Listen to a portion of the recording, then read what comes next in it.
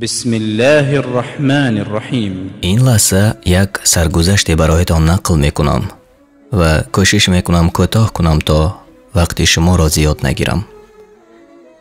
متخصص کامپیوتری، شخص بسیار با استعداد، یک جوان در کارخانه دولتی کار را شروع کرد. در مدت خیلی کوتاه سایت یا به اصطلاح دیگر سامانه رسمی کارخانه را زمانوی کرد، یعنی چندین مراتب بهتر از پیشترش. چون معاش کارخانه دولتی تقریباً 50-60 دلار را تشکیل میداد، متخصصان کار کردن نمیخواستند. این جوان باشد حسی ننگش زیاد شد و گفت انشاءالله آباد میکنم. یعنی به معاشش اینقدر نیاز نداشت. قصه کوتاه، یک روز آن جوان و چند نفر دیگر وقتی خوراک نصف روزی نماز پیشین را در یکی از حجره‌های کارخانه دولتی میخوانند. در حال کارمندان نظامی میآیند و آنها را دستگیر کرده میبرند. روز دیگر همه آوازه در کارخانه که فلانی را وقتی نماز جماعت دستگیر کردند و وی را از جای کار راندند. هرچند نیاز به متخصص دارند. سبب راندن نامعلوم برای چی. من نمیگویم که این واقعه در تاجیکستان یا ازبکستان یا قزاقستان یا دیگر دولت. تنها باید یک چیز را دانیم. این واقعه در یکی از دولت‌هایی که به نام مسلمان نشینان شده است. الحمدلله من مسلمانم. این جمله را اکثریت میگویم.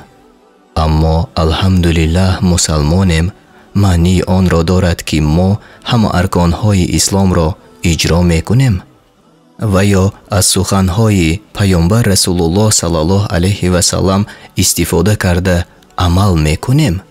هر یکی ما از جمله من نیز در قطار دیگران باید به خود سوال کنیم آیا من مؤمنم؟ سبحان الله.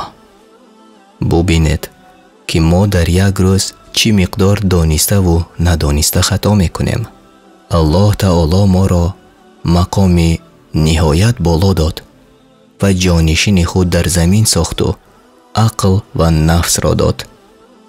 ما الحمدلله مسلمان میگویم. هدف گفته های ما شکرانه نعمت الله، ولی نفس بالای عقلمان گاه پیروز می شود. مثال عادی، نماز را به تأخیر می گذاریم اما خوردن را نه. در یک سال 2 بار اکثریتمان نماز عید می رویم، لیک وظیفه هر روزمان قرض برداشتمان. و چون نماز را به پایان بردید، الله را ایستاده یا نشسته و یا به پهلو خوابیده یاد کنید. و چون از دشمن امین گشتید، نماز را به تمام ادا کنید که نماز بر مؤمنان در وقتهای معین. سوره نساء آیت 103. چرا دوای مسلمانی میکنیم وقتی چنگ و خاک برای مؤمنان میزنیم؟ حداقل اگر مسلمان مؤمن نباشیم الله نگه دارد. دیگران را از اجرای فرضشان در وقتش منع نکنیم تا که خودمان خود را فریب نکنیم. و این گونه در هر دهه گناهکارانشان را رئیسانشان قرار دادیم تا در آنجا مکر کنند، ولی نمیدانند که جز به خود مکر نمیورزند.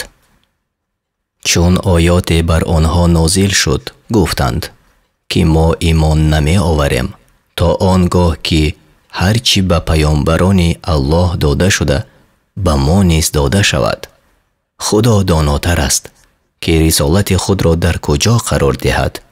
به زودی به گناهکاران به جزای مکری که می‌ورزیدند از جانب الله خواری و عذاب شدید خواهد رسید. سوره انعام آیت 123 و 124. همه ما میگوییم لا اله الا الله محمد رسول الله. معنی کلمه شهادت آن است ки мо ба Аллоҳу Расулаш саллаллоҳу алайҳи васалам бовар дорем, имон овардаем, аммо худамонро фиреб дорему бо монеъ шудан барои дигар муъминон гуноҳамонро зиёд мекунем. аллоҳ таоло ҳар яки моро ҳифз кунад. панд биде ки панд муъминонро манфиат дорад, яъне то аллоҳро фаромӯш накунанд ва ҳамеша дар имон ва яқинашон биафзоянд.